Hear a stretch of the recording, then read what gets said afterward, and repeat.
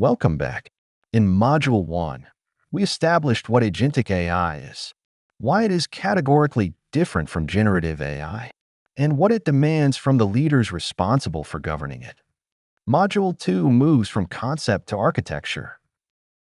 The question we are answering today is not whether to build Agentic AI capabilities in your organization.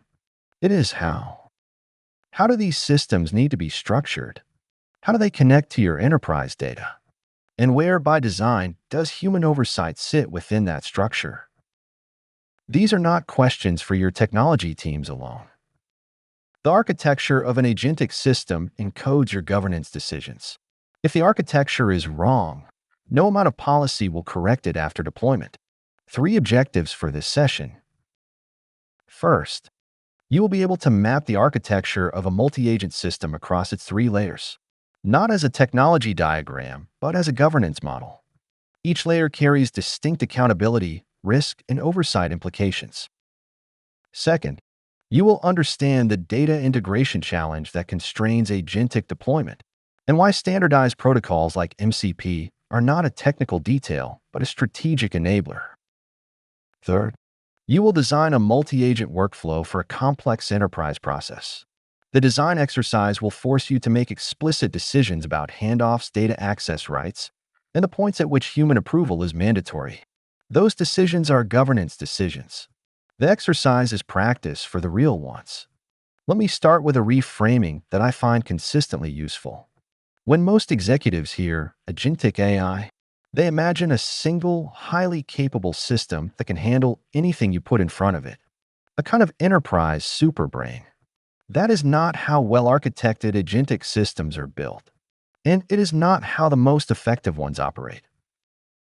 The future of enterprise AI is a society of agents, a collaborative network of highly specialized, narrowly scoped agents, each expert at a defined task, working together under coordinated oversight to achieve complex goals. Look at the diagram. The orchestrator agent at the top does not do the work. It decomposes the goal, routes tasks to the appropriate specialist, and synthesizes their outputs. Below it, each specialist agent had a narrow mandate. The data retrieval agent queries SQL databases and internal wikis. The analysis agent runs statistical models. The communication agent drafts and sends communications through enterprise APIs. Each agent is excellent at one thing. None is asked to be excellent at everything. That design principle is what makes the system reliable, auditable, and governable. Before we examine the architecture of a multi-agent system, I want to be direct about why a single-agent approach fails at enterprise scale. There are 3 hard limits. Context overload. A single agent managing a complex enterprise workflow must hold the entire state of that workflow in one context window. As the workflow grows in complexity, the agent loses coherence. It begins to drop earlier context, misweight information, and make compounding errors.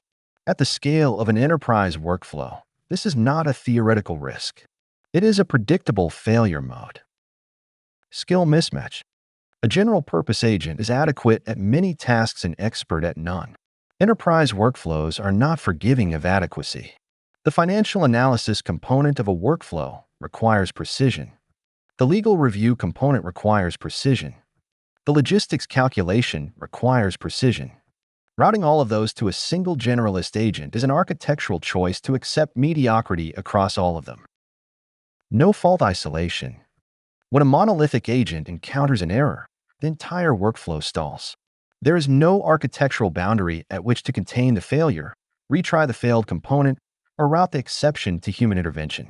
The system has no graceful degradation path because no degradation path was designed into it.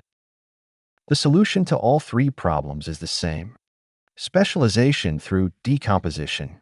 Break the workflow into discrete subtasks. Assign each to a narrowly scoped, expert agent. An orchestrator manages routing, state, and synthesis. That is the architectural principle behind the society of agents. Multi-agent systems are built on 3 distinct layers. Understanding the separation of these layers is not a technical exercise.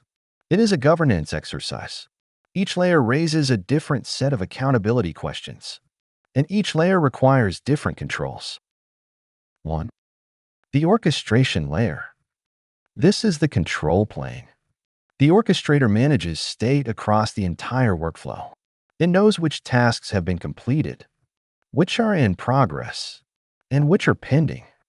It routes tasks to the appropriate specialist agents, manages the handoffs between them, and enforces the governance boundaries you have defined. The governance question at this layer is, who defines what the orchestrator is authorized to route, and under what conditions can it override a routing decision? 2. The cognitive layer. This is the reasoning engine powered by large language models. It is responsible for understanding intent, decomposing problems, and planning execution sequences. The quality of the reasoning at this layer determines the quality of the system's decisions. The governance questions here concern explainability. Can you reconstruct the reasoning chain that led to a particular action? In a regulated environment, that is not a nice-to-have. It is a compliance requirement. 3. The tool layer. This is the actuation plane. The APIs, databases, and enterprise software that the agents interact with to read data and execute actions. This is where intent becomes consequence. The governance question at this layer is the most urgent. Which agents have read access to which systems? Which have write access? And who authorized those permissions? If you cannot answer that question with precision, your agentic system has an access control problem. The three-layer architecture gives you the structural model. But there is a bottleneck that constrains almost every enterprise agentic deployment. And it is not the AI capability. It is the data. The data bottleneck. 2 problems.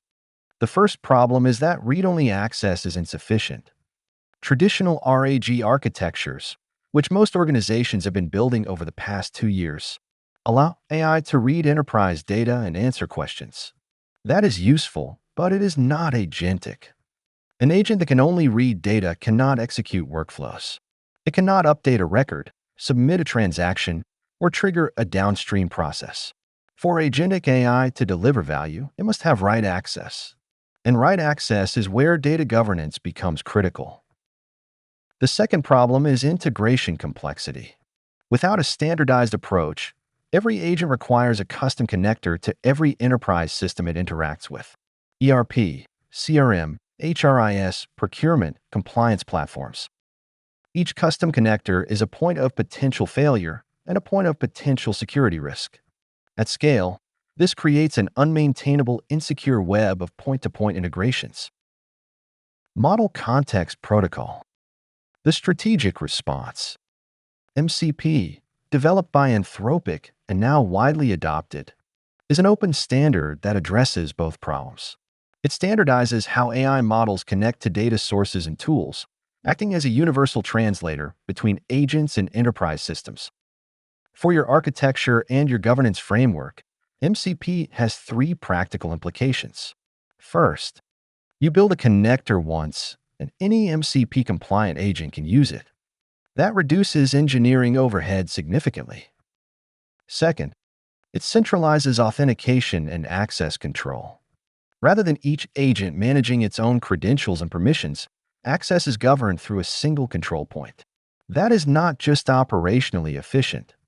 It is how you prevent an agent from circumventing the access boundaries you have defined. Third, it accelerates deployment of new autonomous workflows, which means the strategic value case becomes realizable in a shorter time frame. Before we move to the case study, I want to give you a practical framework for one of the most important design decisions in any agentic deployment. Where does human oversight sit? The answer is not the same for every action within a workflow. A tiered model is more useful and more honest than a blanket policy. Tier 1.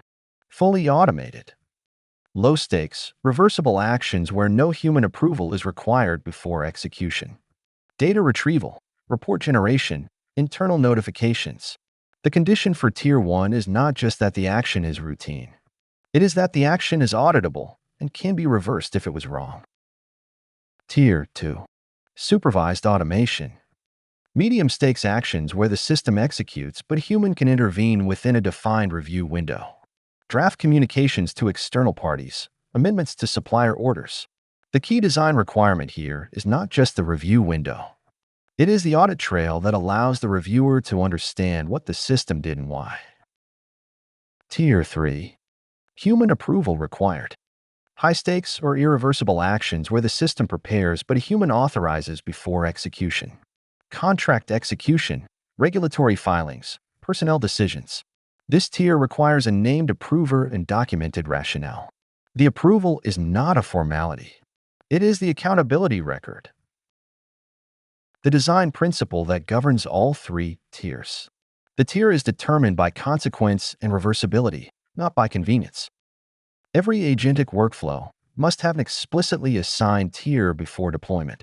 A workflow with no assigned tier has implicitly been assigned Tier 1. That is a governance decision, and it should be made deliberately. Let us apply the architecture to a scenario that tests it under realistic conditions. A global retailer faces a sudden weather event that disrupts a major shipping route. The delay will affect inventory across multiple distribution centers. Traditional systems flag the problem. They surface the data, but the response requires actions. Reroute shipments, reallocate inventory, communicate with suppliers. Model the financial cost of different options. Human analysts can do all of this, but at the scale and speed that a weather event demands. Manual coordination introduces delays that have direct revenue consequences. This is precisely the scenario that multi-agent architecture is designed to address. And it is also, as we will see, a scenario that exposes every weakness in a poorly designed system. The multi-agent solution. The weather agent monitors global logistics feeds and predicts the duration and scope of the port closure. The logistics agent queries carrier APIs in real time, calculates alternative routes, and models transit times and costs. The procurement agent evaluates the financial trade-off between rerouting existing shipments and expediting orders from secondary suppliers. None of these agents is trying to solve the whole problem. Each is solving its part with precision. The orchestrator synthesizes their outputs, maintains the state of the response workflow, and presents a recommended course of action. Now notice where the human oversight tier applies. The weather prediction and logistics modeling are Tier 1. Automated, reversible analysis. The recommendation to execute a rerouting decision with its financial and contractual implications is Tier 3. A human authorizes before the system acts. That is not a limitation of the architecture. It is the architecture working correctly. The central question for this discussion is, how do we design for inevitable failure in autonomous systems? I want to focus that question on three specific failure scenarios. Failure scenarios. Agent unavailability. What happens when the orchestrator routes a task to a specialist agent that is temporarily offline? This is not an edge case. In a distributed system running across enterprise infrastructure, component unavailability is a routine operational condition. Your architecture needs a defined response. Does the orchestrator wait, retry, route to an alternative agent, or escalate to human intervention? Each of those choices carries different risk and different latency implications. The choice should be explicit, documented, and tested before deployment. Data bottlenecks. Legacy architecture constraints. If an agent requires real-time inventory data, but your inventory system operates on a batch processing architecture that refreshes every 4 hours, how does that constraint affect the agent's decision quality? An agent making routing decisions based on stale inventory data is not just suboptimal. It may produce decisions that are actively harmful. The data architecture constraints of your enterprise systems are not background context for your agentic AI strategy. They are foreground constraints that determine what is and is not deployable. Error handling. Graceful degradation. How do you design a system that fails gracefully rather than silently? Silent failure is the most dangerous failure mode in an agentic system. If an agent encounters an error, takes no action, and generates no alert, the workflow continues with missing information. The human oversight layer never triggers because the system never signals that anything went wrong. Graceful degradation means the system falls back to a defined safe state. Alerts the appropriate human. and preserves the audit trail of what happened up to the point of failure. We move to the applied exercise. Select one of two scenarios and map out a complete multi-agent architecture for it. There are 4 deliverables. Define the agents required and their specialist mandates. Map the data flows. Which enterprise systems does each agent read from, and which does it write to? Establish the oversight structure. Where are the explicit handoffs between agents, and where is human approval mandatory before execution? Finally, identify the potential failure points in your architecture and the mitigation strategies for each. The deliverable is a visual architecture diagram that you will present to the cohort. It should be specific enough that a technology team could use it as a starting point for an implementation brief. Scenario A: Employee offboarding. Automate the revocation of system access across all enterprise platforms. The calculation of final payroll, including accrued leave, and the coordination of equipment return logistics. Consider the data access requirements, the irreversibility of certain actions, and the regulatory implications in your jurisdiction. Scenario B: Vendor risk assessment. Automate the ingestion and analysis of SOC 2 reports, financial health assessments, and compliance status checks for a new vendor. Consider how the agents access and handle sensitive third-party data, how findings are synthesized, and what the approval chain looks like before a vendor is formally cleared. You should pause the video and take 20 to 30 minutes to complete this exercise.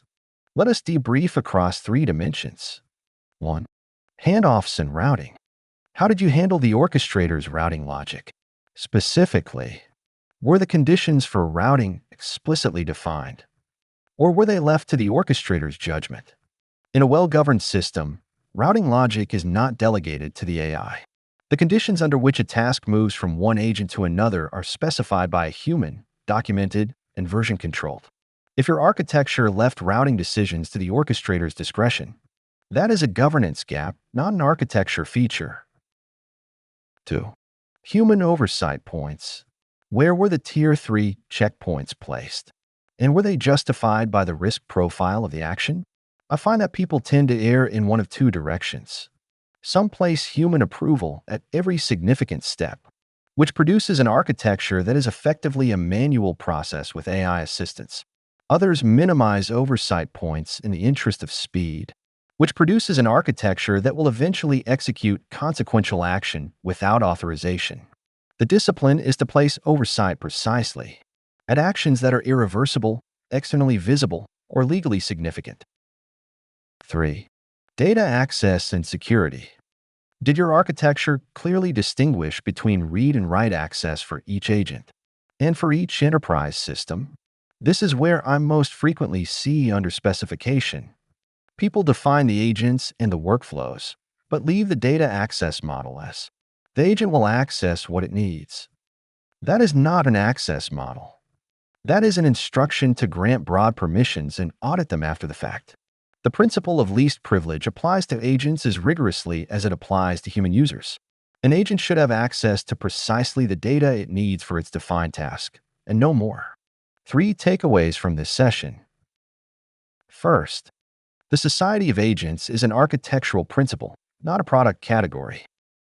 The decision to decompose a complex workflow into a network of specialized agents is a governance decision as much as a technical one. It determines how accountability is distributed, how errors are isolated, and how human oversight is preserved at scale. Organizations that treat this as a pure technology choice will build systems that are difficult to govern. Organizations that treat it as a governance design will build systems that are auditable, controllable, and trustworthy. Second, the data integration layer is where most agentic deployments stall. The AI capability is rarely the constraint.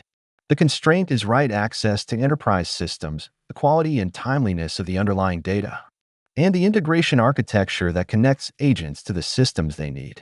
Standardized protocols like MCP reduce this constraint materially, but they do not eliminate it. An honest assessment of your data infrastructure is a prerequisite for any credible agentic AI business case. Third, the human oversight model must be designed in, not bolted on. The 3-tier oversight model is not a compliance overlay, on top of an autonomous system.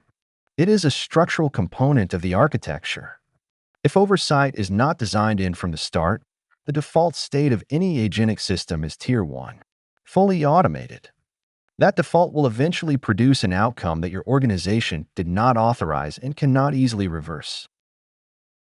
Individual reflection. The reflection prompt for this session. Consider the most complex workflow in your department. If you were to agentify it, what is the single biggest data silo or legacy system that would prevent an agent from executing the task autonomously? That answer tells you where your organization's agentic AI investment needs to begin. Not with AI, with the infrastructure that the AI depends on.